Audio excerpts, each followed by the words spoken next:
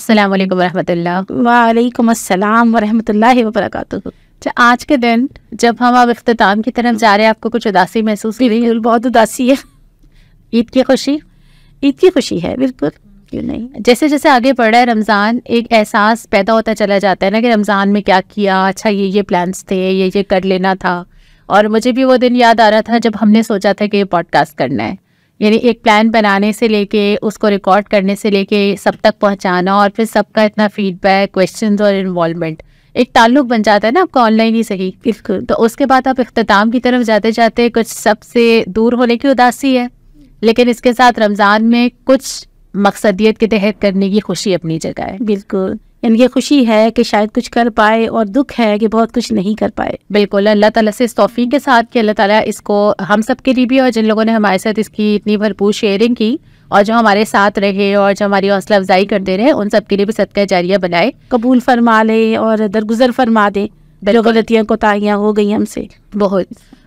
اس سب کے ساتھ ساتھ میں یہ سوچ رہی تھی سمینہ کہ عید آنے والی ہے، عید کی تیاریاں اور عید کے کپڑے اور ساری چیزیں، اس سب کے درمیان ایک جملہ آتا ہے گھروں میں کہیں نہ کہیں کہ نظر نہ لگے۔ بالکل، ایک لفظ ہوتا ہے نا کہ ہم بار بار کہہ رہے ہوتے ہیں کہ بھائی، اور ہم کسی کی تعریف کرتے ہیں، کوئی گھر کا بچہ کوئی پیاری سی حرکت کرتا ہے تو بار بار ہی کہا جاتا ہے کہ اللہ نہ کرے نظر نہ لگے، یا نظر کی دعا پڑھ لو۔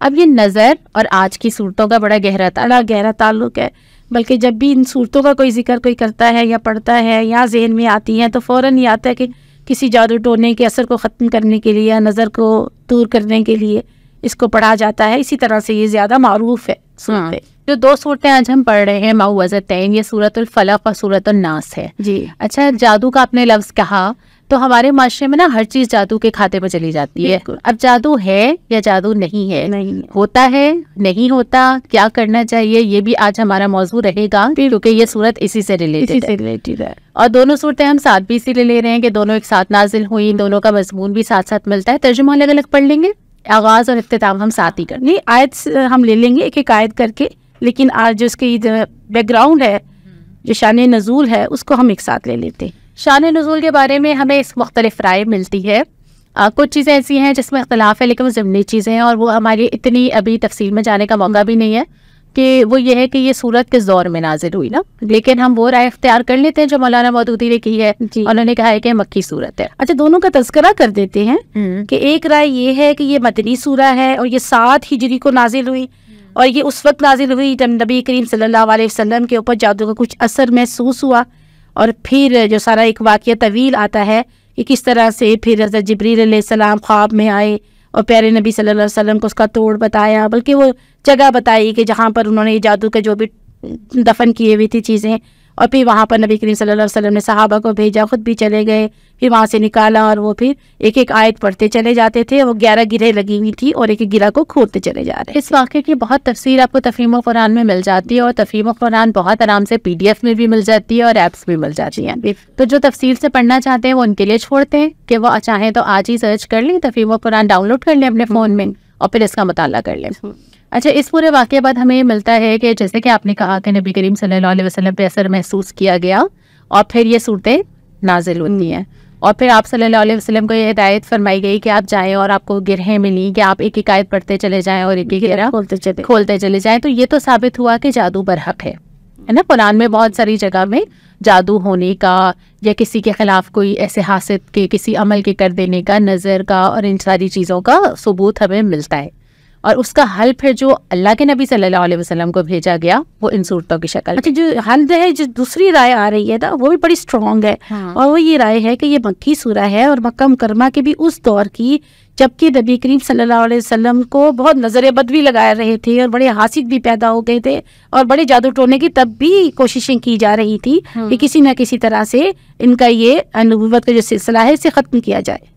بالکل، اور ان ساری چیزوں کے لیے نا ہمیں سکھایا گیا، ہم آخر میں اس کے اوپر آتے ہیں، پہلے ہم یہ بات کر لیتے ہیں کہ کس طرح جادو کے بارے میں اسلام کیا کہتا ہے، پھر ان صورتوں پہ بات کرتے ہیں، اور آخر میں ہم پھر یہ بات کرتے ہیں کہ ان چیزوں سے بچنا کیسے۔ سب سے پہلے یہ کہ اسلام اس بات کو بالکل ایڈریس کرتا ہے، بارہا کرتا ہے، حدیثیں کرتی ہیں کہ لوگوں کی حسد کا یا کسی کے جادو کر دینے کا یا شیطان کی ان ساری چیزوں یا کسی کے دل میں کوئی برے خیال اور عمل ڈالنے کے اثرات زندگیوں پہ ہو سکتے ہیں. بالکل ہوتے ہیں. کسی کی نظر لگ سکتی ہے, کسی حاسد کا کوئی عمل زندگی میں مشکل کر سکتا ہے, اور یہ برحق ہے. لیکن ہمیشہ ایسا نہیں ہوتا. یہ ہوتا ہے لیکن ایسا نہیں ہے کہ میری زندگی میں ہر چیز اسی وجہ سے ہو رہی ہو, اور انسان اپنے ہاتھوں بھی بہت ساری چیزیں اپنی زندگی میں لاتا ہے. اچھا, یہ برحق ہے کیونکہ بخاری شریف میں حدیث پاک ہے کہ العین حق, کہ نظر لگنا حق ہے. اور یہ بھی ہمیں ملتا ہے کہ نبی کریم صلی اللہ علیہ وسلم سے پوچھا گیا کہ ہم دم کریں یا ہم یہ پڑھیں, تو آپ صلی اللہ علیہ وسلم نے فرمایا کہ ہاں, مطلب اس کی ہدایت بھی کی گئی ہے اور اس کو منع بھی نہیں کیا گیا, شرائط بھی بتائی گئی. بالکل, کن شرائط کے ساتھ آپ کر سکتے ہیں اور کن کے ساتھ آپ نہیں کر سکتے. اور یہ بھی ہمیں سورہ مائدہ میں ملتا ہے کہ سختی سے منع کیا ہے کہ انسان ان کاموں میں پڑے. یعنی ایک چیز ہے جو آسمان و زمین میں نا اللہ تعالیٰ کی تقدیر کام کر رہی ہے, ٹھیک ہے, اس تقدیر پہ انسان اپنے آپ کو راضی رکھے.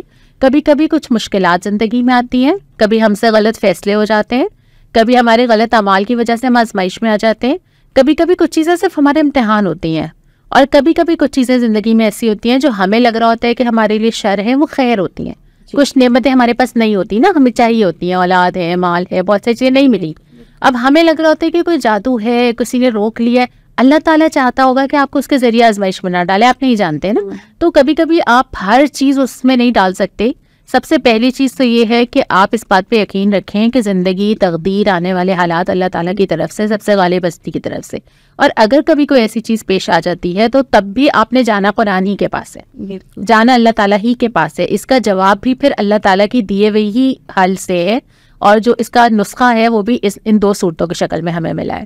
اچھا, یہ بھی حقیقت ہے کہ جو صاحب نعمت ہوتا ہے, جس کے پاس اللہ تعالیٰ نے نعمت دے دی ہوتی ہے, وہ ضرور محسود ہوتا ہے. یعنی کہ لوگ اس کو نظر لگاتے ہیں, اس سے حسد کرتے ہیں, چاہتے ہیں کہ وہ نعمتیں اس کے پاس نہ رہیں. لیکن یہ بھی پتہ چلا ہے, تفسیر میں پڑھ رہی تھی, کہ حسد کرنے والا دل میں حسد کرتا ہے تو وہ نقصان نہیں پہنچاتا جب تک کہ وہ ایسے اقدامات نہ کرے. تو ہمیں یہ بھی نہ ہو کہ بھائی کسی نے مجھے غور سے دیکھ لیا تو مجھے نقصان پہنچ رہا ہے, یا وہ مجھے لیے کچھ ضرور کوئی سازشیں کر رہا ہے. ان دونوں کے درمیان ایک باریک سی لکیر ہے. اور حسد کرنا جو ہے نا, اس کی جو بالکل کہنا چاہیے کہ انتہا ہے, وہ جادو ہوتا ہے. حسد ابتدائی ہوتی ہے چیز, اور وہ یہ بڑھتا چلا جاتا ہے, اور جب یہ بڑھتا چلا جاتا ہے تو اس کا نقصان بھی بڑھتا چلا جاتا ہے, اور اس کی انتہا جا کے پھر جادو ٹونے پہ ختم ہوتی ہے کہ وہ جو حسد کرنے والا ہے, حاسد, وہ اسے پھر ظاہر ہے وہ مطلوبہ اپنی وہ حاصل نہیں ہو رہی ہوتی کامیابی, تو پھر اب وہ ان راستوں پہ چل پڑتا ہے جو ایندھن, جہنم کا ایندھن بننے والا راستہ ہے, کہ جادو کرنے اور کرانے والے دونوں کے لیے فرمایا کہ جہنم کے ایندھن بنیں گے. اور حسد کی بنیاد بھی نا ایمان کی کمزوری سے ہوتی ہے. تو کوئی ہم سے حسد نہ کرے اور ہم کسی سے حسد نہ کریں, البتہ رشک کریں, عبادات پہ رشک کریں, اللہ سے قربت پہ رشک کریں, اور جیسا بننے کی کوشش کریں. سورت کے اوپر ہی ہم شروع کر لیتے ہیں کیونکہ آج ہماری 2 صورتیں ہیں. انشاءاللہ یہ چیزیں آئیں گی, اور ذرا تفصیل کے ساتھ حسد کے حوالے سے بات آئے گی, نظر بد کے حوالے سے آئے گی, جادو کے حوالے سے آئے گی. سورۃ الفلق, بسم اللہ الرحمن الرحیم. سب سے پہلے کہو, قل, اس سے پہلے بھی بات کی جی, قل, ہم 2 قل تو پہلے پڑھ چکے ہیں. اب پھر یہ ہے کہ کہو, نبی کریم صلی اللہ علیہ وسلم کو فرمایا جا رہا ہے اور ان کے ذریعے ہم تک فرمایا جا رہا ہے. اور کتنی پیاری مجھے یہ بات لگتی ہے کہ اللہ تعالیٰ نے وہ الفاظ بھی سکھا دیے ہیں کہ جس سے مانگنا ہے. ہم پتہ نہیں کیا کیا مانگتے, ہم جانے کیا کہہ دیتے ہیں اللہ تعالیٰ سے, ہم ہاتھ اٹھاتے ہیں تو پتہ نہیں کیا کیا بول دیتے ہیں, جو نہیں مانگنا ہوتا وہ بھی مانگ لیتے ہیں. تو یہاں پہ اللہ تعالیٰ نے ایگزیکٹ ورڈز بتائے ہیں کہ اللہ سے اس زبان میں پناہ مانگو. تو سب سے پہلے قل یہ ہے کہ کہو, اور قل دیکھیں, قل ایک دلیل بھی ہے. بہت ساری آیات قل سے شروع ہوتی ہیں. نبی کریم صلی اللہ علیہ وسلم کو بہت بار کہا گیا, بلکہ ان 2 صورتوں کو چھوڑ کے علاوہ 330 بار قل کا لفظ استعمال ہوا. اور نبی کریم صلی اللہ علیہ وسلم کو قل کہنے سے جو آیات شروع ہوتی ہیں, ان کا ایز اٹ از قرآن کے اندر پیش کیا جانا, یہ دلیل ہے کہ یہ کلام جو ہے ربانی کلام ہے, یہ اللہ تعالیٰ کا نازل کردہ کلام ہے, اور جیسے نازل ہوا تھا ویسے ایز اٹ از قرآن حکیم میں. مجھے ہمیشہ لگتا ہے, میں جہاں پہ قل پڑھوں نا, مجھے لگتا ہے کہ یہ وہ الفاظ ہیں جو اللہ تعالیٰ نے اس طرح بھیجے کہ تمہیں اس وقت یہ کہنا چاہیے. یعنی تمہارا تھاٹ پروسیس یہ ہونا چاہیے, تمہاری زبان میں الفاظ ہونے چاہیے. تو کیا بولنا چاہیے, جیسے ہم بچوں کو نہیں کہتے سلام کرو, ہے نا, ہم سکھاتے ہیں, ہم منہ میں الفاظ ڈالتے ہیں کیا کہ ان کو سمجھ آئے کہ ان کو کیسے ریئیکٹ کرنا ہے. تو جہاں بھی قرآن میں قول آتا ہے نا, وہ مجھے لگتا ہے کہ وہ آپ کا ریئیکشن طے کرتا ہے کہ کیا ریئیکٹ کرنا. اچھا, اس سے کچھ لوگ بھٹکتے بھی ہیں. کچھ لوگ کہتے ہیں یہ کل کہہ کر باتیں کی گئی, یہ تو نبی کریم صلی اللہ علیہ وسلم کے لیے تھی, یہ ہمارے لیے تھوڑی ہے. تو اس طرح سے وہ پھر گمراہ ہو جاتے ہیں اور قرآن سے دور. تو جواب یہی ہے کہ آپ صلی اللہ علیہ وسلم نے لکھوایا اس کو, قل ہٹا کے تو نہیں لکھوایا نا. اور پھر یہ کہ پورا قرآن مخاطب آپ صلی اللہ علیہ وسلم کو بھی کرتا ہے, ازواج مطہرات کو بھی کرتا ہے, لیکن اصل میں وہ ہم سب کو کرتا ہے, سب کے لیے ہوتا ہے وہ. ایسا ہی ہے. تو فرمایا گیا کہ تم کیا کہو, تمہیں کیا کہنا چاہیے. سب سے پہلے تم یہ کہو اعوذ, میں پناہ مانگتا ہوں. اب پناہ انسان کس سے مانگے گا؟ جس کے پاس پاور ہوگی نا. پناہ اس کے پاس لپکے گا, بچہ ماں کے پاس لپکے گا, جو اس کے نزدیک اس کے لیے سب سے بڑی پاورفل سایہ ہے, اس کو بچا لینے والی ہے. پوری دنیا میں اس کو لگتا ہے یہی ہے نا, یہی ایک پناہ ہے جو مجھے بچا سکتی ہے. تو اللہ تعالیٰ سب سے پہلے یہ کہتے ہیں کہ پناہ مانگو, لیکن پناہ کس سے مانگو؟ برب الفلق. اور اعوذ کی اگر الفاظ پہ آپ غور کریں کہ میں پناہ مانگتا ہوں, اعوذ, سب سے پہلے میں کہ پناہ مانگنے والا ہے کون سا, وہ پہلے اپنے آپ کو کرے ڈیفائن کہ میں ہوں جو پناہ مانگ رہا ہوں, اور پھر کس سے پناہ مانگ رہا ہوں. اور یہاں پہ ذکر ہے رب. اچھا آپ دیکھیں گے کہ رب سے بات سٹارٹ ہو رہی ہے اور قرآن سٹارٹ ہو رہا ہے الحمدللہ رب العالمین. قرآن کی سٹارٹنگ میں بھی پہلی آیت الحمدللہ رب العالمین, اور اینڈ کی صورتوں میں بھی رب کا لفظ ہے. تو رب کی ڈیفینیشن ہم اسی کے اوپر چھوڑتے ہیں کہ ہمارے فرسٹ پوڈ کاسٹ جو سورۃ فاتحہ کا پچھلے سال تھا قرآن فیٹ میں, تو اس میں ہم نے رب کی ڈیفینیشن پہ بہت تفصیل سے بات کی ہے. رب ہوتا ہے پالنے والا, ہے نا, جس پہ آپ کی ساری چیزیں ڈپینڈ کر رہی ہوں, جو آپ کو دے رہا ہے, جو بچا رہا ہے, جو روک رہا ہے, جو آپ کے لیے اسباب فراہم کر رہا ہے, جو دنیا اور آسمان اور زمین آپ کے لیے چلا رہا ہے. تو خود بخود اسی کا حق بنتا ہے کہ آپ پناہ بھی اسی سے مانگے, جو آپ کی ساری ضروریات پوری کر رہا ہے, جو آپ کو دنیا میں لے کر آیا, جس نے دنیا کے سارے اسباب بنائے, جس کی مٹھی میں دنیا ہے اور جس کی انگلیوں پہ یہ دنیا کی ساری چیزیں چل رہی ہیں. تو اسی کا حق بنتا ہے نا. اور رب الفلق یعنی کہ فلک ہے پھاڑنے والا, اس کے ساتھ بڑا گہرا تعلق ہے رب کا, کہ فلک کا ایک معنی تو پھاڑنے والا ہے اور ایک معنی ہے تخلیق کرنے والا. تو جو پالنے والا ہے وہی تخلیق کرنے والا ہے, وہی ہر نئی چیز کو پھاڑ کے نکالنے والا ہے. صبح کے لیے بھی فلک کا لفظ استعمال ہوتا ہے نا, کہ مطلب رات کی تاریکی ہٹ جاتی ہے. ایک اندھیرا, ایک آپ کے سامنے ایک بالکل تاریکی, آپ کو کچھ نہیں سمجھ آ رہا, نہ سمجھ آ رہا ہے, نہ نظر آ رہا ہے, آنکھوں کے آگے اندھیرا ہے. زندگی میں بھی ایسا ہو جاتا ہے, لائف میں بھی ایسا ہو جاتا ہے, اور رات کا منظر بھی ایسا ہی ہوتا ہے. اس میں سے کون روشنی کی کرن نکال, یعنی کہ اندھیرے کو پھاڑ کے روشنی لانے والا رب ہے, پریشانیوں کو اور مصیبتوں کو اور تکلیفوں کو دور کر کے آسانیاں لے کر آنے والا, آسائشیں لے کر آنے والا رب ہے, جو پالنے والا ہے, پالنہار ہے, اور جو ہر طرح کی نعمتیں دینے والا ہے. وہی کر سکتا ہے, اسی کا اختیار ہے, اسی کے سامنے جانا چاہیے, اسی سے پناہ مانگنی چاہیے. اور پناہ بھی مانگے اس سے, اسی کی بنائی ہوئی چیزوں کی. بڑا انٹرسٹنگ لگتا ہے, ہر اس چیز کے شر سے جسے اس نے پیدا کیا ہے. اب ہر چیز کے اندر نا وہ چیزیں بھی آ گئی ہیں جو مجھے ریئلائزیشن ہی نہیں ہے کہ میرے لیے شر ہے. انسان شر کو ایسے مانگتا ہے جیسے خیر مانگ رہا ہے. قرآن کہتا ہے نا کہ پوری زندگی میں اتنی چیزیں ایسی ہیں جسے مجھے شر نہیں لگتی, لیکن میں مانگتی ہوں. تو یہاں پہ جو اس نے پیدا کیا ہے اور اس کو پتا ہے کہ آپ کے لیے کون سی چیز شر ہے, اس سے اللہ تعالیٰ مجھے محفوظ رکھے, ہے نا. وہ زیادہ بہتر سمجھتا ہے کہ مجھے کس چیز سے پناہ مانگنی چاہیے. اور رب وہ ہے جو شر کا بھی رب ہے اور خیر کا بھی رب ہے.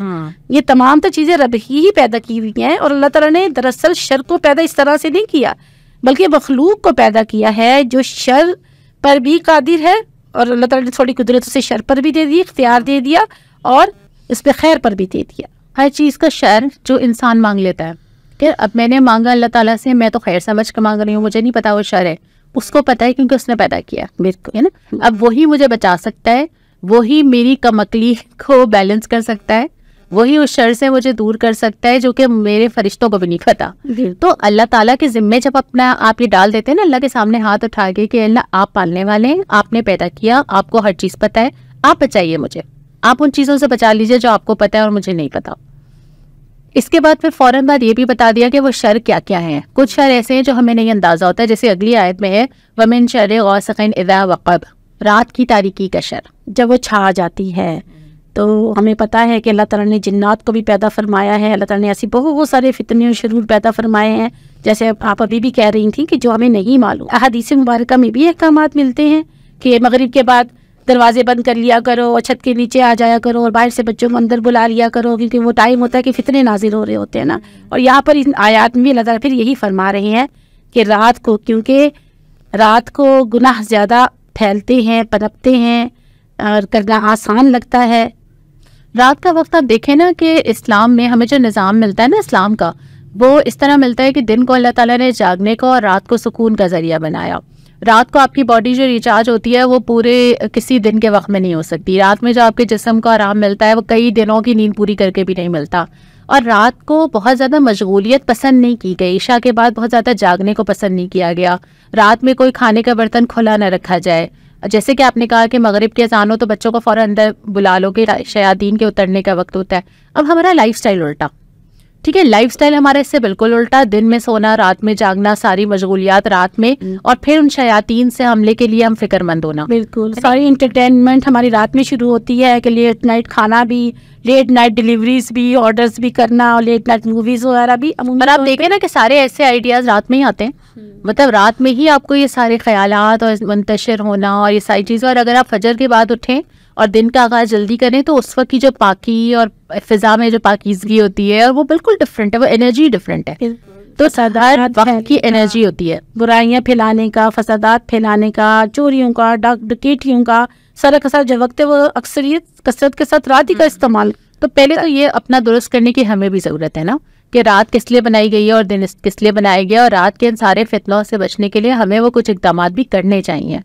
اور پھر اس کے بعد یہ کہ جو اس رات میں شر نکلتے ہیں، اس تاریکی میں جو چیزیں شیاطین ہیں اور جو ساری قوتیں کام کرتی ہیں، اس سے بھی پھر اللہ رب العالمین کی پناہ اس لیے مانگی جائے کہ ہمارے نہ اختیار میں نہ ہمیں پتہ چلتی ہیں، نہ ہمیں نظر آتی ہیں. شیاطین کی اکساہٹیں بھی رات میں زیادہ ہوتی ہیں. پھر ان ساری چیزوں سے جو ہے میں اس رب سے پڑھ رہی تھی سیرت پاک بھی، تو جتنے بھی نبی کریم صلی اللہ علیہ وسلم کے خلاف منصوبے بنا کرتے تھے، حتیٰ کہ ان کی جو قتل کی سازش تھی نبی پاک صلی اللہ علیہ وسلم کی، وہ بھی رات کے اندھیروں میں ہی بنایا کرتے تھے کہ لوگ ہمیں پہچان نہ لیں، جان نہ لیں کہ کس قبیلے سے یہ سارا کچھ سلسلہ چل رہا ہے، اور پھر وہ دشمنی اور جو ان کا سارا بدلے اور انتقام کا جو سلسلہ ہے وہ شروع نہ ہو جائے. اچھا میں سب کو بھی چھوڑوں نا سبینہ، اگر آپ اپنے اوپر نظر ڈالیں، آپ رات کے 11 بجے بیٹھے ہوئے اور صبح 7 بجے بیٹھے ہوئے، آپ کے ذہن میں بالکل ڈفرینٹ چیزیں چل رہی ہوتی ہیں. یعنی اس رات میں آپ کو کیا کیا خیالات اور کیا کیا چیزیں اور کیا کیا مشغولیات آ رہی ہوتی ہیں، لیکن دن میں صبح صبح جب روشن اور ہر چیز ہو تو آپ کے ذہن میں بالکل مختلف چیزیں آ رہی ہوتی ہیں. سب سے زیادہ پروڈکٹیو ٹائم صبح کا کیوں ہے؟ تو یہ ساری چیزوں میں ایک تو یہ کہ ہم اپنے آپ کو شر سے پہلے خود تو بچائیں نا. ہم اپنے آپ کو اگر شر سے ایکسپوز جتنا زیادہ کرتے ہیں اتنا زیادہ ڈر ہوتا ہے کہ پھر وہ چیزیں ہمارے اوپر حملہ آور ہوں. اور اگر ہماری راتیں ایسی گزرتی ہیں نا تو ہمارے دن بھی اسی طرح کے گزرتے ہیں. ہاں، پھر دنوں میں بھی ہمیں وہ سکون میسر نہیں آتا، وہ صحت میسر نہیں آتی ہے، وہ بھلائیاں اور نیکیاں کرنے کا نہ جذبہ ہوتا ہے، نہ ہمیں وقت میسر آتا ہے، نہ ہمارے اندر کوئی ایسا حوصلہ ہوتا ہے.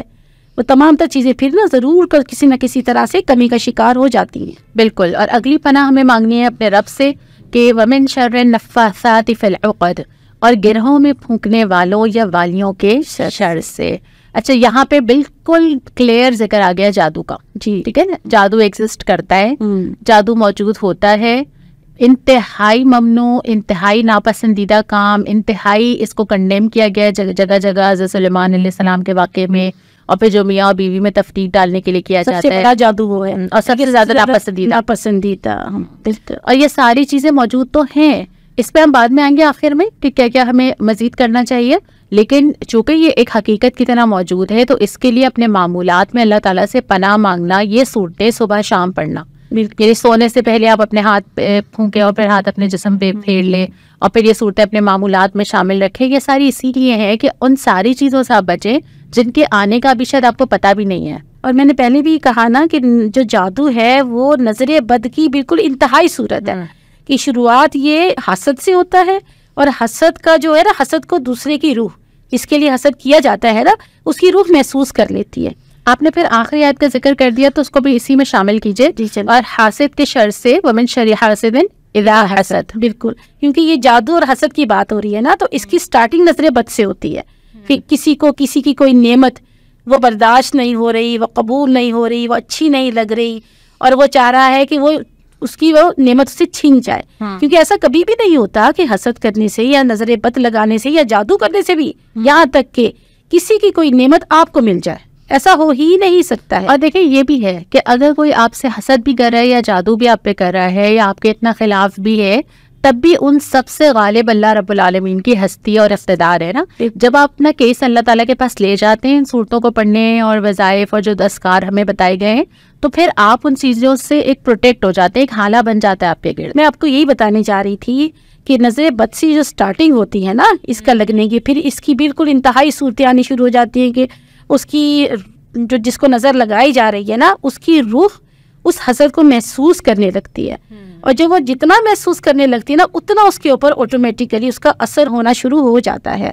اب اس کے بچنے کی صورت صرف اور صرف یہ ہو سکتی ہے کہ اگر اس نے یہ صورتیں پڑھی ہوئی ہوں، اگر اس نے وہ دعائیں پڑھی ہوئی ہوں جو تلقین فرمائی گئی، آیت الکرسی تلقین فرمائی گئی، سورہ فاتحہ تلقین فرمائی گئی، اور انشاءاللہ آگے جا کے آپ اور بھی چیزیں ہم انشاءاللہ ڈسکس کریں گے۔ بالکل۔ اگر تو اس جس کے اوپر حسد کیا جا رہا ہے، جس کو نظر لگائی جا رہی ہے، کیونکہ نظر حق ہے نا، اور نظر کیا ہے کہ انسان کو قبر میں اور اونٹ کو ہانڈی میں پہنچا سکتی ہے، یہ برحق چیز ہے، وہ اس کو صرف اور صرف لگتی تب ہے جب اس نے ان شیلڈز سے کام نہ لیا ہو، یعنی کہ یہ دعائیں ہے صورتیں شیلڈ کی طرح ہیں۔ مجھے ہمیشہ بات ایسے سمجھ آتی ہے، اسے کووڈ ہے، ایک ویکسین تھا، ٹھیک ہے نا، موت تک پہنچا سکتا ہے، پھر اس کی امیونٹی بنی ہے نا، پھر آپ نے جا کے ویکسینز لگوائے، کیونکہ ہمیں یہ تھا کہ انٹینسٹی کم کر سکتے ہیں، ہم اپنے آپ کو تو بچا سکتے ہیں، وائرس موجود ہے، تھا، رہے گا، لیکن ہم نے اپنی ویکسینیشن کا انتظام کرنا ہے، ہماری عقل اتنی کام کرتی ہے نا۔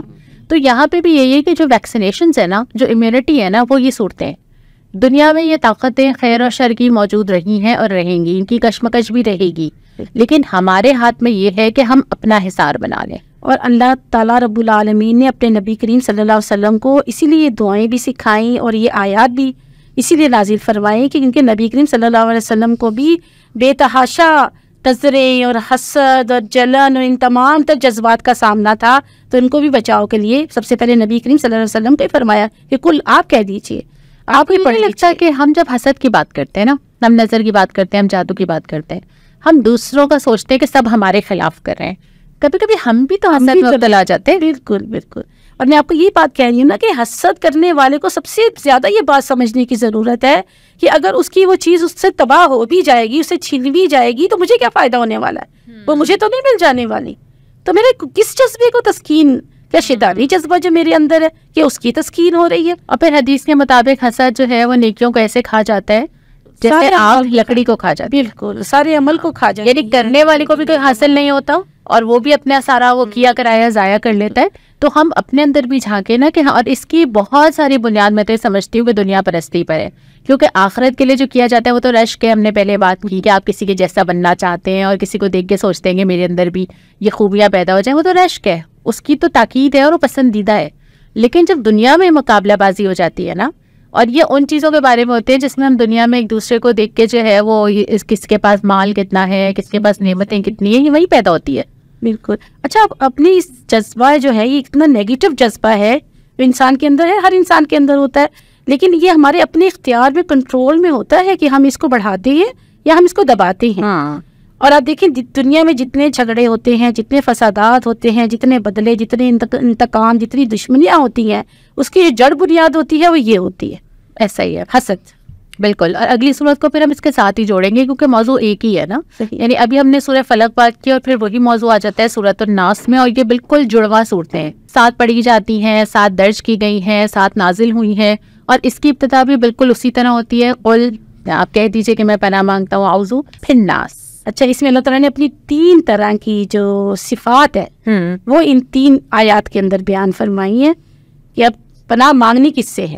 اچھا، 3 صفات میں پہلی آیت میں برب الناس، رب، پھر مالک الناس، پھر الہ الناس۔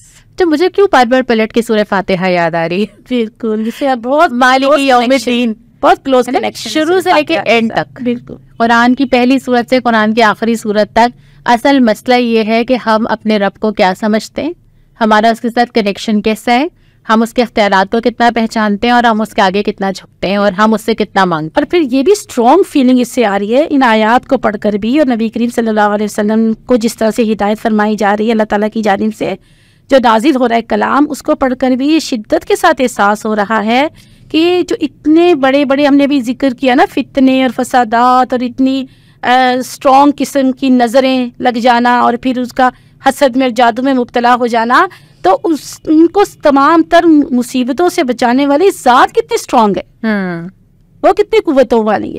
اور ایک اور بات مجھے لگ رہی ہے، دیکھیں سورۃ الفلق میں ذکر ہوا شیاطین کا اور ان لوگوں کا اور رات میں گرہوں پہ پھونکنے والوں کا، یہاں پہ بہت کثرت کے ساتھ ذکر ہو رہا ہے انسان اور اس کے ذہن کی آنے والی چیزوں کا۔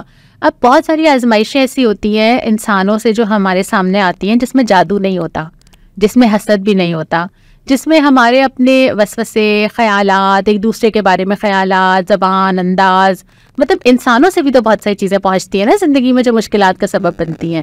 تو یہاں پہ جو ذکر ہے وہ انسانوں کا بار بار ہے کہ میں پناہ مانگتا ہوں انسانوں کے رب. اب بہت سارے انسان میری زندگی میں ہیں، مختلف مزاج ہے نا، مختلف ایمان، مختلف ترجیحات، مختلف طریقے، بہت ساری آزمائشیں ایسی ہیں جو ہم سب ایک دوسرے کے لیے بنے ہوئے ہیں.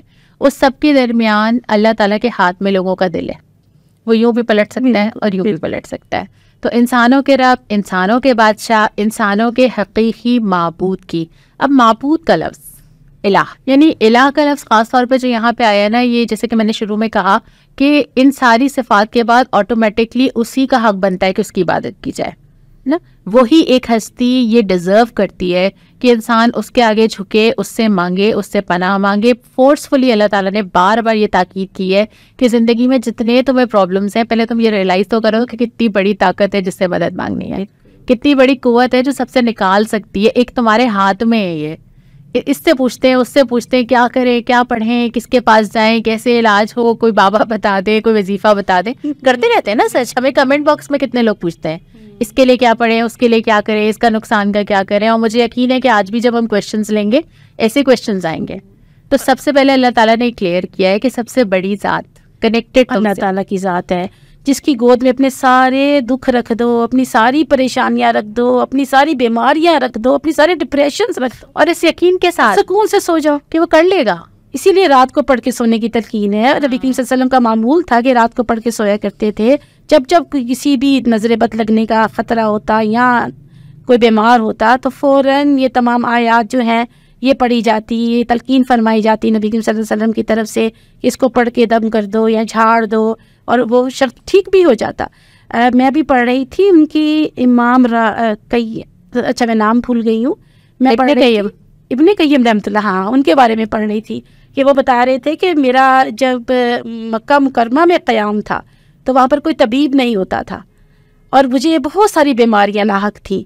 تو میں نے ان کا علاج اس طرح سے کیا کہ میں آب زمزم لیتا تھا اور سورہ فاتحہ پڑھ کر اس کے اوپر پھونکتا رہتا تھا اور اسے پیتا تھا. آب زمزم کو پی کر میں نے اپنی ساری بیماریوں کا علاج کیا. تو اللہ تعالیٰ نے سکھائی ہے، اللہ کے نبی صلی اللہ علیہ وسلم کے ذریعے یہ بھی سکھائی ہے تمام دعائیں. بالکل ایسا ہی ہے.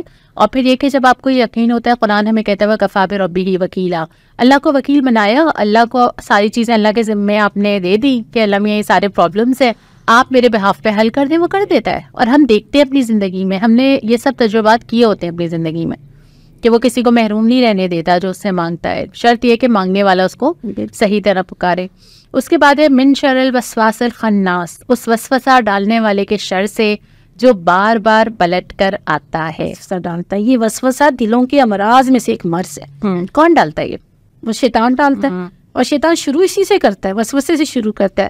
پھر اس کے بعد جو جتنی بھی خواہشات ہیں، جتنی بھی شہوات ہیں، جتنی بھی منفی جذبات ہیں، منفی خیالات ہیں، وہ سارے کے سارے جب انسان کی دل و دماغ کے اندر جلغار کر دیتے ہیں نا، ایک اٹیک کر دیتے ہیں اس کو دل و دماغ کے اوپر، تو پھر آہستہ آہستہ کیا ہوتا ہے کہ وہ واقعی ایک مریض بن جاتا ہے نفسیاتی. یہ وسوسہ ڈالنے والا سے وسوسہ ہی ڈال سکتا ہے، وہ آپ کا ہاتھ پاؤں پکڑ کے اٹھا نہیں سکتا. اس سے زیادہ طاقت نہیں ہے. لیکن آپ یہ ضرور اس پر تائید کریں گی میری کہ وسوسہ ایک بہت ایک اسٹرانگ عمل ہے.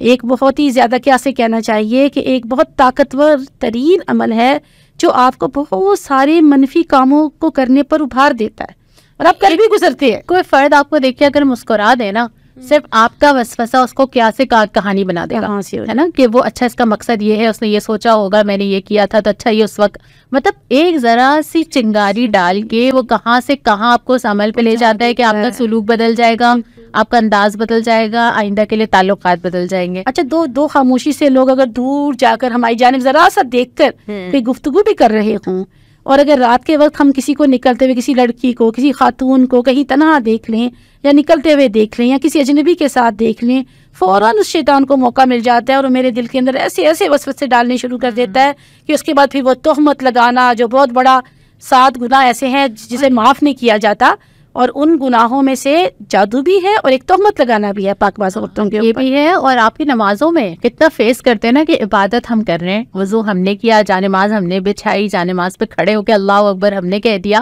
اور وہ نمازیں اچک کے لے جاتا ہے. یعنی آپ کو بہت کنسنٹریٹ کرنا پڑتا ہے. اور یہ صورتیں جو ہم نے اتنے دن پڑھی ہیں اس کا مقصد بھی یہ ہے کہ جب ہم ان کے ترجمے پہ ان کے میسج پہ فوکس ہوں گے تو یہ وسوسے جگہ نہیں بناتے. ورنہ پتہ ہے ایٹ ٹائمس یہ ہوتا ہے کہ آپ نماز پڑھتے پڑھتے سوچتے ہیں پہلی رکعت تھی یا دوسری تھی, یعنی آپ کا اتنا بھی فوکس نہیں ہو پا رہا ہوتا اور ساری بھولی ہوئی چیزیں یاد آتی ہیں اور سب کچھ جو نہیں یاد آ رہا ہوتا ہے ذہن فل اسپیڈ پہ چلتا ہے اور تو وہ اچک لیتا ہے اس میں. دوسروں کے بارے میں بدگمانی تو اب مجھے یوں لگتا ہے کہ پتہ نہیں ہماری شاید عادت ہی بن گئی ہے کہ ہم نے ہر ایک کے بارے میں بس برائی سوچنا ہے. جو فرمایا گیا کہ 70 بار اچھا گمان کرو پھر ایک بار بدگمانی جو ہے وہ کر سکتے ہو, لیکن ہم تو وہ 70 بار برا گمان کرتے ہیں. اس وسوسے کو آپ یہ خیال سمجھ لینا کہ یہ خیال ہے. اب وہ خیال یہ ہے کہ وہ آپ کو اب نیکسٹ کیا کرنا چاہیے, اپنا ٹائم کیسے گزارنا چاہیے, زندگی میں کیا کرنا چاہیے, کسی کے بارے میں کیا بات کرنی چاہیے, کوئی میرے بارے میں کیا سوچ رہا ہے, سے لے کر ایک ایک چھوٹی چھوٹی چیز وسوسے سے سٹارٹ ہوتی ہے. اور بالکل دیکھیں یہ شکوک پیدا کرتی ہے, یہ وہم پیدا کرتی ہے. اور جب دین کے معاملے میں بھی ہمارے اندر بہت سارے شکوک رہتے ہیں اور شک رہتے ہیں اور ہم کنفیوز رہتے ہیں نا, یہ بھی ساری کی ساری یہی چیزیں ہیں کہ کوئی وسوسہ اس نے شیطان نے ڈال دیا کہ پتہ نہیں یہ صحیح بھی کہہ رہی ہیں کہ نہیں صحیح کہہ رہی, پتہ نہیں انہوں نے پتہ نہیں قرآن پڑھا بھی ہوا ہے کہ نہیں پڑھا ہوا, اور پھر اسی یہ عالم ہے کہ نہیں ہے. ربی اعوذ بک من ہمزات الشیاطین واعوذ بک ربی ان یحضرون, یہ قرآن کے اندر ہے کہ تم دعا مانگو کہ اللہ میں شیاطین سے آپ کی پناہ مانگتا ہوں, اس بات سے بھی مانگتا ہوں کہ میرے قریب آئیں, ہے نا. یعنی مجھے اپنے آپ کو مجھے اتنی فکر ہے کہ میرے بچوں کے دوست کون ہیں, وہ کس سے بات کر رہے ہیں, ان کے سوشل میڈیا پہ فرینڈ لسٹ میں کون ہیں, وہ کس سے چیٹ کر رہے ہیں. تو اسی طرح کچھ چیزیں ایسی ہوتی ہیں جن کو اپنے قریب آنے سے روکنا ہوتا ہے, ورنہ آپ اس کا شکار ہو جاتے ہیں.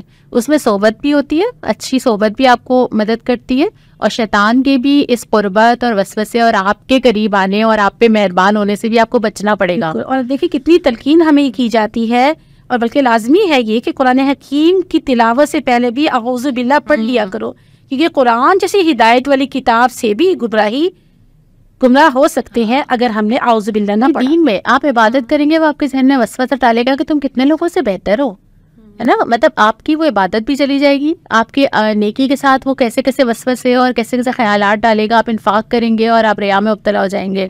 اور پھر یہ کہ آپ جو چیز سمجھنا چاہیں گے وہ آپ کے ذہن کہاں کبھی مجھے لگتا ہے کہ ہم بہت زیادہ بھی جب تحقیقات اور تفصیلات اور ادھر ادھر کی باتوں میں چلتے ہیں تو مسئلہ میسج بھول جاتے ہیں, اور کبھی کبھی دین کے راستے وسوسے آتے ہیں.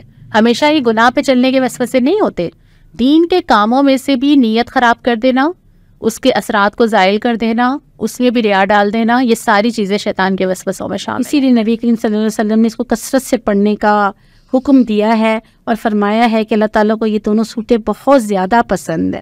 اور جس نے اس کی پڑھا ہے وہ ان کی زندگی شاہد ہے کہ ان کی زندگیوں میں سے بہت ہی زیادہ اس طرح کی حسد اور بدگمانی اور منفی جتنے بھی یہ نیگیٹیوٹی ہے ان کی زندگیوں سے بڑی کم ہو گئی ہے. اچھا آپ یہ دیکھیں, ہم نے جتنی بات کی نا ابھی وسوسے کی, تو ہم نے شیاطین کی بات کی, بہت زیادہ کی. اب اللہ تعالیٰ نے بھی فوراً نا میرا اور آپ کا بھی تھاٹ پروسیس چیک کر لیا اور فوراً کریکشن کی کہ صرف جن نہیں ہوتے, صرف شیطان نہیں ہوتے. اگلی آیت کیا ہے, من الجنتی والناس, یہ لوگ بھی ہوتے ہیں, یہ ہم اور آپ بھی ہیں. یہ ہم بھی جب آپس میں زیادہ ڈسکشنز کرتے ہیں اور زیادہ باتیں کرتے ہیں, اور ہم بھی جب نیکی سے ہٹتے ہیں اور قرآن سے دور ہو جاتے ہیں, تو ہم ہی ایک دوسرے کے لیے وسوسہ ڈالنے والے بن جاتے ہیں. بلکہ یہ سوال بھی کیا گیا تھا, صحابہ کرام نے پوچھا تھا رضوان اللہ اجمعین نے کہ کیا انسانوں میں سے بھی شیاطین ہوتے ہیں؟ تو نبی کریم صلی اللہ علیہ وسلم نے فرمایا کہ ہاں, ہم تو جانتے ہیں, ہم سے بہتر کون جانتا ہے. ہم تو کبھی اپنے آپ کو بھی جانتے ہیں نا, یعنی ہمارے بھی دل کی جو کیفیات اور ہم بھی. لیکن یہ کہ انسان دوسروں کے لیے, مجھے لگتا ہے شاید میں ہمیشہ سوچتی ہوں کہ وسوسے ڈالنے کے لیے کبھی کبھی اگر اپنی زبان پہ کچھ قابو رکھ لیا جائے اور جو 70 دفعہ نیک گمان کر لیا جائے اور بہت اس والے سے بہت محتاط رہا جائے کہ ہم کسی کو کوئی ایسے آئیڈیاز دینے والے نہ ہو, ہم خامخواہ لوگوں کا ذہن خراب کرنے والے نہ ہو نا, بحیثیت انسان ہم بھی یہ نہ کریں اور ہمیں اپنے آس پاس بھی ایسے لوگ نہ رکھیں. اور پھر شیطان اور باقی چیزیں تو ہیں ہی ہیں. اچھا میں نے نا تفہیم القرآن سے ایک چھوٹی سی 4-5 پوائنٹس نکال کے خاص طور پہ اس لیے لائی تھی, یہ وہ بہترین الفاظ میں مجھے لگ رہا ہے کہ میں وہیں سے پڑھوں. انہوں نے کہا کہ حاسد کے شر سے اگر آپ کو بچنا ہے نا, تو جو مددگار چیزیں ہیں اس میں یہ ہے کہ آپ اللہ تعالیٰ پہ کمپلیٹلی مکمل بھروسہ رکھیں. مطلب آپ کو یقین ہونا چاہیے, تب اللہ تعالیٰ کی مدد آپ کے پاس آتی ہے کہ اللہ جب تک نہ چاہے کوئی آپ کا کچھ بگاڑ نہیں سکتا. دوسرا یہ کہ آپ صبر سے کام لیں, آپ کو جواباً نہیں آ جانا چاہیے کسی کے ساتھ. کوئی آپ کے ساتھ حسد کرتا ہے, آپ کے ساتھ برا سلوک کرتا ہے, کوئی آپ کے خلاف کچھ کرتا ہے, تو آپ مقابلے پہ نہیں آ سکتے. کبھی آپ اس کے جواب جادو نہ کر دیں. بالکل, یعنی آپ بھی اس میں مبتلا نہ ہو جائے. یعنی کہ شرک سے اگر کسی نے آپ کے اوپر جادو کیا ہے, شرکیہ کلام سے, تو آپ بھی کسی جادوگر کی تلاش میں ہیں کہ بھائی اس جادو کا توڑ کہاں سے تلاش کریں، تو اللہ تعالیٰ نے یہ توڑ ہی بتائی دونوں آیات، ایسے ہی ہے جادو کا اور نظر. اور تیسرا یہ کہ اپنے دل کو جو ہے وہ اس پہ قائم رکھیں، تقویٰ پہ قائم رکھیں تاکہ اللہ تعالیٰ کی مدد آپ کے ساتھ رہے. چوتھا یہ ہے کہ کسی اور انسان جس کے بارے میں آپ کو بہت کنسرن ہے نا کہ اس کو مجھ سے حسد ہے یا یہ مجھ سے کچھ کرتا ہے، اپنے آپ کو بے نیاز کر لیجئے. جب آپ نے اللہ تعالیٰ کی مدد لے لی ہے نا تو اس فکر کو نکال دیں، وہ نمٹ لے گا. اس نے پورے قرآن میں وعدہ کیا ہے، صحیح، اس نے کہا ہے کہ میں تمہاری طرف سے چیزوں سے نمٹ لوں گا نا. تو آپ کا مسئلہ صرف یہ ہے کہ آپ نے اپنا کیس اللہ تعالیٰ کو کیسے پیش کرنا ہے. اور اگر آپ اس سے بیمار بھی ہو گئے ہیں، کیونکہ ان تمام تر چیزوں سے پھر نفسیاتی طور پر بھی اور جذباتی طور پر بھی، جسمانی طور پر بھی بیماری لاحق ہو جاتی ہے، تو اس کا کیا ہے کہ ہر بیماری کا علاج ہے. بالکل. اور ہر بیماری کے علاج کرنے کی تلقین فرمائی گئی ہے سوائے بڑھاپے کے. بالکل. تو اس بیماری کا علاج کروایا جائے. دعاؤں سے علاج ہوتا ہے، اگر قرآن سے ہوتا ہے، آیات سے ہوتا ہے تو آیات سے کیجئے. اگر آپ کو کوئی دوا کھانی پڑتی ہے کسی حکیم کی تو دوا کھائیے، لیکن یہ نہ کیجئے کہ آپ اس کے نتیجے جا کے بدلے میں جا کے جادو کروا رہے ہیں یا ان کو بھی اسی طرح سے نظر لگانے کی پوری کوشش. کوئی برائی اس بات کو جسٹیفائی نہیں کر سکتی کہ آپ جواب میں بھی برائی کریں. کوئی گناہ جوابی گناہ کو جسٹیفائی نہیں کر سکتا. کوئی بد اخلاقی جوابی بد اخلاقی کو جسٹیفائی نہیں کر سکتی نا. آپ اس کے ذمہ دار ہیں جو آپ کر رہے ہیں. اور اللہ کے اذن سے ہی اگر آپ کو کوئی اسی طرح سے تکلیف پہنچی ہے تو وہ بھی اللہ کے اذن سے ہی پہنچی ہے اور اللہ تعالیٰ کی بتائے ہوئے طریقوں سے ہی وہ دور ہو سکتی ہے. اور پھر یہ کہ اپنے عقیدے کی حفاظت کریں. یہ بڑا ہی نازک مرحلہ ہوتا ہے زندگی میں. جب ایسی کوئی چیز سامنے آ جاتی ہے نا تو انسان کے اپنا ایمان اور عقیدہ خطرے میں پڑ جاتا ہے جو وہ ریاکٹ کرنے کے چکر میں کرتا ہے نا. تو اپنا عقیدہ، اپنا ایمان، اپنا رب سے تعلق، اپنی مناجات، اپنی دعا، یہ ہمارے ہاتھ میں ہے. اور علاج کرنا بھی سیکھنا چاہیے. سکھایا گیا تھا، دعائیں سکھائی گئی تھی، آیات سکھائی گئی تھی. نبی کریم صلی اللہ علیہ وسلم بھی فرمایا کرتے تھے جس بھی مرض کے حوالے سے کوئی جھاڑ یا دم یا درود معلوم ہے تو وہ ضرور پڑھے اور سکھائے. اچھا، اینڈ میں نا آپ ایسا کر لیتے ہیں کہ ہم کچھ باتیں کر لیتے ہیں جو ہم معمولات میں رکھیں ہے نا. اب ہم نے پوری 2 صورتیں بھی پڑھ لی اور ہم نے اس پہ بھی بات کی کہ ہاں یہ عین حق ایسی چیزیں ہو سکتی ہیں. کرنا کیا چاہیے؟ سب سے پہلا کام جو مجھے لگتا ہے، ایک اگر آپ کے ذہن میں کچھ آئے تو ایڈ کیجیے گا. ہمیں سکھایا گیا کہ ماشاء اللہ کہو، کوئی برکت کی دعا، کوئی چیز دیکھو ایسی یا کوئی چیز ہاں الحمدللہ اور ماشاء اللہ. یعنی اب ہر خوبی کو اللہ تعالیٰ سے کنیکٹ کر دو کہ جو دیا ہے وہ اللہ نے دیا ہے اور جو ہے وہ تعریف اللہ کے لیے، تعریف میری نہیں ہے. کسی کی کوئی چیز پسند آئے تو فوراً برکت کی دعا کی جائے. تو سب سے پہلا کام جو مجھے سمجھ آتا ہے کہ زندگی میں جو ہے وہ اللہ کا شکر اور ماشاء اللہ کہنے کا اہتمام. دوسرا اہم کام یہ ہے کہ اپنے لباس کو اور اپنے گھر کو، اپنے آس پاس کے ماحول کو صاف ستھرا رکھنا، پاکیزہ، پاک رکھنا، خوشبودار رکھنا. کیونکہ بدبو جہاں ہوتی ہے وہاں پر یہ زیادہ جلدی ناپاکی اور گندگی آپ کے قریب نہ آئے نا. جیسے اس میں بہت چھوٹی چھوٹی چیزوں سے بہت بڑی بڑی چیزوں تک ہے. یعنی اپنے لباس انداز میں جیسے آپ نے کہا کہ پاکی، ناخن کٹے ہوئے ہونا اور یہ چھوٹی چھوٹی چیزیں، لیکن بڑی بڑی چیزیں یہ ہیں کہ آپ کے گھر میں سورہ بقرہ پڑھی جاتی ہو ہے نا. یعنی آپ وہاں شیطان نہیں آتے یا جگہ نہیں بناتے، تصاویر لگی ہوئی نہ ہوں، کیونکہ جس گھر میں تصاویر ہوتی ہیں وہاں فرشتے قدم نہیں رکھتے. اور ایسی بہت ساری چیزیں ایسی ہیں جو پریکٹیکلی آپ کے گھر میں ایک پاکیزہ فضا ہونی چاہیے. تلاوت کی آوازیں آتی رہیں، تلاوت ہوتی رہے، ریسائٹیشن ہو وہاں پر گھر میں. اور اگر مرض بہت بڑھ جاتا ہے تو پھر علماء نے بہت ساری اور بھی چیزیں تلقین فرمائی ہیں، جیسے کان میں اذان دینا، گھروں کے چاروں کونوں میں اذان نہیں دینا، اس طرح کی چیزیں. اچھا، اور ایک اور چیز مجھے لگتا ہے کہ وہی جیسے ہم نے بات کی کہ وہ جو دعائیں ہمیں سکھائی گئی ہیں، یعنی یہ دونوں صورتیں بھی اور صبح اور شام کی دعائیں ہمیں حدیثوں میں ملتی ہیں. بالکل، آیات شفا بھی. یعنی چھوٹے چھوٹے کتابچے آپ اگر کسی بھی مکتب میں جائیں نا، بلکہ اب تو آن لائن مل جاتے ہیں، جس میں صبح اور شام کے اذکار ہیں جو نبی کریم صلی اللہ علیہ وسلم نے بتائے ہیں. وہ اذکار آپ صبح اور شام میں خود بھی پڑھنا، پھر گھر سے باہر نکل رہے ہیں تو اس حفاظت کی دعا پڑھنا، آیت الکرسی کا پڑھنا. یعنی جو وظائف ہمیں قرآن اور حدیث کی روشنی میں ملتے ہیں ان کو اہتمام سے اور یقین کے ساتھ کہ یقیناً ان کو پڑھنے کے بعد اللہ تعالیٰ کی طرف سے وہ فرشتے حفاظت پر مامور ہو جائیں گے، جو گارڈ کا بھی کام کریں گے، جو شیلڈ کا بھی کام کریں گے. اور بہت بار علماء نے یہ بھی لکھا ہے کہ جو بہت زیادہ ان تمام تر چیزوں کو پڑھتے ہیں اور اپنے لیے وہ ایک حفاظت کا حصار قائم کر لیتے ہیں، تو پھر کیا ہوتا ہے کہ جو حسد کر رہا ہوتا ہے یا جو جادو کر رہا ہوتا ہے نا، وہ پلٹ کے اسی کی جانب پلٹ جاتا ہے. جو کچھ وہ کر رہا ہوتا ہے وہ چیز اسی کے اوپر پلٹ جاتی ہے، کیونکہ آپ نے تو ایک شیلڈ بنا لی نا، ایک حفاظتی اثار بنا لیا. اچھا، ایک اور چیز بھی احتیاط میں حال کرنی چاہیے خاص طور پہ آج کل کے زمانے میں کہ اپنی چیزوں کو بہت اوور ایکسپوز نہیں کرنا چاہیے. اب آپ کے پاس سوشل میڈیا ہے, اسٹیٹس لگا سکتے ہیں, ریل لگا سکتے ہیں, تو آپ اپنی ان نعمتوں کو جو آپ کے لیے اللہ کی نعمت ہے وہ کسی کے لیے حسرت کا سبب ہے, تو آپ بہت زیادہ دکھاوا یا ایکسپوز ایسا نہ کریں کہ لوگوں کی بہت نظر لگے. آج یہ کھایا, آج اس ہوٹل میں بیٹھے ہوئے ہیں, آج یہ لباس پہنا ہوا ہے, اب عید آ رہی ہے, بہت اچھے اچھے لباس پہنے جائیں گے, سیلفیاں بھی اتاری جائیں گی اور سوشل میڈیا پہ ڈالی بھی جائیں گی, نظریں بہت آرام سے لگتی ہے. خود بھی ان چیزوں سے احتیاط کرنی چاہیے. اور پھر اگر ہم دیکھ لیں کسی کی ایسی چیز یا ہماری نظر سے گزرے تو ہمیں کیا سکھائے گا کہ ہم برکت کی دعا دیں. یعنی اگر آپ کو شادی میں جائیں تو آپ جوڑے کو برکت کی دعا دیں, کسی کے گھر کھانا کھائیں تو اس کے رزق میں برکت کی دعا دیں. ایون اپنے آپ کو بھی آئینے میں دیکھیں تو دعا کریں کہ اللہ آپ نے میرا جیسا چہرہ بنائے, میرے اعمال بنا دے نا, کیونکہ خوشی کی بھی نگاہ لگ جاتی ہے, اپنی بھی نگاہ لگ جاتی ہے.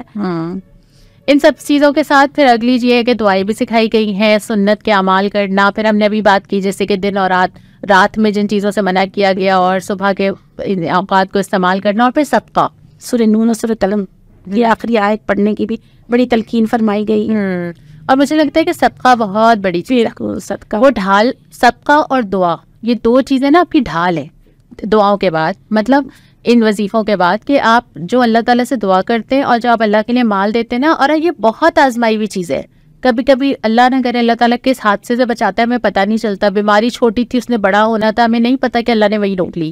خدا نہ خاصا کوئی روڈ پہ ہلکی سی چلتے ہوئے ٹھوکر لگ گئی, اس کو ایکسیڈنٹ ہونا تھا, وہ نہیں ہوا, ہمیں نہیں پتہ چلتا. جو چیز ہم تک آگے رک گئی اور وہ اس میں ہم نے مبتلا ہونا تھا, ہمیں پتہ ہی نہیں کہ اللہ نے بچا لیا. بالکل, صدقات تو عمر کو بڑھا دیتی ہیں, یہ حدیث پاک ہے, اور ان چیزوں سے ہی بچاتے ہیں. تو موعظتیں پڑھنی ہے, لازمی پڑھنی ہے. اس کا اہتمام کرنے کے ساتھ ساتھ ان ساری چیزوں کا بھی اہتمام کرنے کے بعد اس بات سے پھر آپ بے فکر ہو سکتے ہیں کہ آپ کا کیس, آپ کا پروٹیکٹر اللہ تعالیٰ ہے, وہ آپ کو سنبھال لے گا, وہ بچا لے گا, وہ آپ کے بہاف پہ لوگوں کو دیکھ لے گا. آپ اپنا جو ہے وہ دین کے لیے وقت پر کام لگائیں, ان چیزوں میں نہ پڑے. اچھا, یہاں پہ میرا خیال ہے ان دونوں صورتوں کی اگر مزید کوئی آپ نے اضافہ ہے, کوئی نقطہ آپ کیجیے, ورنہ پھر ہم اختتام کرتے ہیں. اس کے بعد سوالات کچھ آئے ہوئے ہیں ہمارے پاس اچھے خاصے, آج تو بہت زیادہ سوالات آئے ہوئے ہیں, بہت سارے سوالات, اور موضوع ایسا تھا کہ ظاہر ہے, اور بہت سارے ملتے جلتے بھی ہیں, تو ہم 2-3 تو کوشش کریں گے جو پہلے آ گئے ہیں وہ یہاں پہ لے لیں, اور باقی پھر وہیں پہ کوشش کریں گے جواب دینے کی. اچھا, سب سے فیمس سوال میرے پاس ہے تو میں اس سے آغاز کرتی ہوں. ہم سب کے گھروں میں ہوتا رہا, ہوتا ہے, اور کسی بچی نے کہا ہے کہ اب اتنی گفتگو سننے کے بعد کہ میری دادی جو ہیں وہ مرچیں جلا کے نظر اتارا کرتی تھیں, اور ہمارے گھر میں بھی اس کا ہی معمول ہے, تو کیا کرنا چاہیے؟ جواب بہت آسان ہے کہ نہیں کرنا چاہیے, کیونکہ بہت ساری چیزیں ایسی ہیں جو گھروں میں ہوتی ہیں, لیکن بہت ساری چیزیں ایسی بھی ہیں جس کی ہمیں کوئی بیس نہیں ملتی نا. تو ایک ایک چیز کو ہم نہ مینشن کریں گے نہ بات کریں گے, لیکن زیادہ آسان کرائٹیریا یہ ہے کہ کیا اس کی کوئی سند ہمیں قرآن و حدیث میں ملتی ہے, سنت میں ملتی ہے. سنت پہ ہمیں ملتا ہے کہ یہ صورتیں پڑھی جائیں, ہمیں سکھائے گئے دعائیں پڑھی جائیں, ہمیں جو چیزیں کہی گئی ہیں وہ ساری ہم اس سے پہلے ڈسکس کر چکے ہیں. تو جو اس سے ہٹ کے طریقے ہیں ظاہر ان کی کوئی بیس نہیں ہے. بالکل, ہاں. اچھا, میرے پاس سوال ہے کہ ہماری تو دعائیں قبول نہیں ہوتی, آپ نے اتنی ساری دعائیں مانگنے کا کہا ہے, تو ہم کیا کریں؟ دعا قبول نہیں ہوتی, تو دعاؤں کی قبولیت کے لیے پھر 2-3 چیزیں تو ہیں, 2-3 شرائط تو ہیں. ایک رزق حلال, یہ رزق حلال کا ضرور اہتمام ہونا چاہیے. دوسرا سچ بولنا, ہمیں اپنی زندگیوں میں سچ پر قائم رہنا چاہیے, سچ پہ کھڑے رہنا چاہیے, سچ بولنے کی پوری کوشش کرنی چاہیے, اس سے دعائیں قبول ہوتی ہیں. اور پھر تیسری بات یہ ہے کہ نماز کی پابندی, نماز کی پابندی بھی ہوگی تو انشاءاللہ تعالیٰ دعائیں ضرور. مجھے بہت آسان لگتا ہے اس کو سمجھنا, اگر میں اس کو ایک ماں اور بچے کے رشتے سے سمجھتی ہوں. بچوں کی فرمائشیں ماں پوری کیوں نہیں کرتی؟ کرنا چاہتی ہے نا, ساری کرنا چاہتی ہے, لیکن اگر کبھی وہ اس کو ڈانٹ کے چپ کرا دیتی ہے تو اس کی بہت ساری وجوہات ہوتی ہیں. کبھی کبھی بچہ مانگتا ہے اسے کہ پوری کرنی پڑ جاتی ہے, کبھی کبھی تعلق ایسا ہوتا ہے کہ فوراً لاڈ میں مان لی جاتی ہے, کبھی کبھی کہنے کا طریقہ, اور کبھی اچھے بچے کی بھی بات فوراً مان لی جاتی ہے نا. تو بہت ساری چیزیں ایسی ہوتی ہیں کہ میرا اللہ تعالیٰ سے تعلق کیسا ہے, میں نے مانگا کیسا, میں اللہ تعالیٰ کے کہے ہوئے پہ کتنا چلتی ہوں. صرف ایک دعا لفظ نہیں ہوتی, وہ آپ کے اس کنیکشن کا اظہار ہوتا ہے جو آپ نے اپنے رب سے اتنی پوری زندگی سے بلڈ کیا ہوتا ہے. بلکہ آپ کی یہ گفتگو تو اگلے سوال کا جواب لگ رہی ہے. مجھے جو اگلا سوال ہے کہ بیٹی کا رشتہ بار بار آتا ہے اور وہ پھر واپس نہیں آتے اور رشتہ ہوتا نہیں ہے, تو کیا کسی نے رکاوٹ ڈالی ہوئی ہے, کسی نے جادو کیا ہوا ہے, یا کوئی نظر لگاتا ہے, کیا ہے؟ اس کا جواب بھی یہی ہے نا کہ اللہ تعالیٰ سب سے بڑے مسبب الاسباب بھی ہیں. اللہ تعالیٰ سب سے زیادہ محبت کرنے والے ہیں اپنے بندے سے. تو اگر کوئی کام ہماری دعاؤں کے باوجود بھی اور ہمارے چاہنے کے باوجود بھی نہیں ہو رہا ہوتا, تو اس میں ہمارے ہی کوئی نہ کوئی بہتری ہوتی ہے. اب بعد میں آپ کو لگتا ہے اچھا ہوا نہیں ہوا. ہاں کوئی نقصان ہی ہونا ہوگا اس کے جو نتیجے میں, ہمیں تو اللہ تعالیٰ ہمیں کسی نقصان سے بچا رہے ہیں. مجھے ایک اور چیز کا خیال آیا, جن کا بھی یہ سوال ہے اور اگر اور بھی کسی کا یہ سوال ہے تو ہمارا گزشتہ سال کا جو قرآن فیڈ ہے اس میں سورۃ الکہف کا جا کے سنیں. اس میں ایسے واقعات ہیں جن کی مثالیں ہیں کہ انسان کیا مانگتا ہے, اس کے ساتھ کیا پیش آتا ہے اور رب کی حکمتیں کیسے کام کرتی ہیں. شر کی خیر کی طرح مانگتا ہے. میں نے شروع میں بات کی تھی نا کہ ہر چیز جادو کے کھاتے میں نہیں ڈال دینی چاہیے. کچھ بہت ساری چیزیں زندگی میں جو ہے وہ دوسری طرح بھی کام کر رہی ہوتی ہیں, حکمتیں بھی ہوتی ہیں کائنات کی نا, اور ہمیں اس کا علم نہیں ہوتا. جیسے میرے پاس ایک سوال ہے, حالانکہ یہ سوال لیتے ہوئے پہلے میں نے سوچا کہ لوں یا نہ, پھر مجھے لگا کہ نہیں اس کو لینا چاہیے. کسی نے لکھا ہے کہ مجھے اپنے شوہر کے مزاج میں بہت زیادہ تبدیلی محسوس ہو رہی ہے نا. شروع میں وہ بہت توجہ دیا کرتے تھے لیکن اب ویسے نہیں رہے, تو کیا میرے سسرال والوں نے جادو کرا دیا؟ اچھا یہ بڑا کامن سوال ہے, بہت, اسی لیے میں نے لے بھی لیا. اور اس کا جواب بھی مجھے یہی لگتا ہے کہ ہو سکتا ہے کہ شروع میں آپ بھی خیال زیادہ کر رہے ہو. شروع کے معاملے اور بعد کے معاملے میں کبھی ضروری نہیں ہے کہ ہر ایک جادو ہی کروا رہا ہو. کبھی کبھی آپ چیزوں کو پھر روٹین میں لینا شروع کر دیتے ہیں. کبھی کبھی آپ آپس کے تعلقات میں ان چیزوں کا اہتمام نہیں کرتے جن کا کرنا چاہیے. خیال کا, فکر کا, آپ کا انداز گفتگو اور بہت ساری چیزیں اور بھی تو میٹر کرتی ہیں نا. زندگی آگے بڑھتی ہے, بہت ساری چیزیں اور بھی شامل ہو جاتی ہے. تو بہت ساری چیزیں زندگی میں ایسی ہوتی ہیں جو کبھی کبھی آپ کے اپنے رویے کی وجہ سے, کبھی کبھی آپ کی اپنی ترجیحات زندگی کی وجہ سے, اپنے فیصلوں کی وجہ سے, اور بہت اور چیزوں سے بھی ہوتی ہیں. ہمارے لیے بڑا آسان ہوتا ہے اس کو لیبل کرنا کہ ہر چیز ہے وہ کسی اور نے کی ہے. یعنی بہت ساری چیزوں کا حل نہ صرف اپنے رویے سے بھی نکل آتا ہے کبھی کبھی. اور بہت بار ایسا بھی ہوا ہے نا کہ کپل جیسے لائف گزرتی چلی جاتی ہے تو کپل بڑے کمفرٹیبل سے ہو جاتے ہیں ایک دوسرے کے ساتھ, ذرا ایک دوسرے کو سمجھ لیتے ہیں. تو پھر وہ پہلے والا ایک ہوتا ہے کہ شروع میں یہ ہوتا ہے کہ پتہ نہیں کسی کو کیا پسند ہے نہیں پسند ہے, تو اس کیفی سے نکل چکے ہوتے ہیں. جیسے آپ نے بات کی نا, اب رشتہ اگر کسی وجہ سے نہیں ہو رہا تو یہ بھی ممکن ہے کہ ہم نے بہت اونچے کرائٹیریاز بنا لیے, یہ بھی تو ہو سکتا ہے نا. مطلب زندگی میں آپ کے ساتھ جو پیش آ رہا ہے, سب سے پہلی نظر تو یہ آنی چاہیے کہ میرا اللہ تعالیٰ سے تعلق کیسا ہے, وہ حصار مضبوط ہے جو ہونا چاہیے تھا. دوسری اس پہ جانی چاہیے کہ اس میں میرے لیے تبدیلی یا بہتری کی کیا گنجائش ہے, جو ہو سکتا ہے کہ میرے انداز اور رویوں اور سوچ کی وجہ سے ہو رہی ہو. اور اگر کوئی بالکل ہی ایسی چیز ہے جو بالکل آپ کے ہاتھ میں نہیں ہے تو پھر یہ سارے وظائف اور دعائیں اسی کے لیے ہیں. ان کیسز میں بہت بار ایسا ہوتا ہے کہ شروع میں جو اتنے رشتے آئے ہوتے ہیں نا, ان کو ریجیکٹ کرنے والے ہم ہوتے ہیں. یہ شروع میں اللہ تعالیٰ بھیجتے ہیں لیکن ہم اس کو ریجیکٹ کسی نہ کسی وجہ سے کرتے چلے جاتے ہیں. پھر ایک دور ایسا آتا ہے کہ تھوڑا سا وہ رک جاتا ہے. بہت ساری ایسی چیزیں دیکھیں, مال میں تنگی ہے, آپ کو لگ رہا ہے کہ آپ کا آمدنی کے ذرائع کم ہو رہے ہیں. کبھی کبھی یہ ہوتا ہے کہ آپ دوسروں کی جو مال میں برکت دینے والی چیزیں ہم وہ نہیں کر رہے, یعنی ہم انفاق نہیں کر رہے, ہم زکوٰۃ ادا نہیں کر رہے, اور پھر ہم سود کسی نہ کسی طرح سود لے رہے ہوں یا سود کہیں نہ کہیں انوالو ہو, اور ہم یہ کہیں کہ پتہ نہیں کیا بندش ہے کہ ہمیں کاروبار میں جو کاروبار کرتے ہیں ختم ہو جاتا ہے.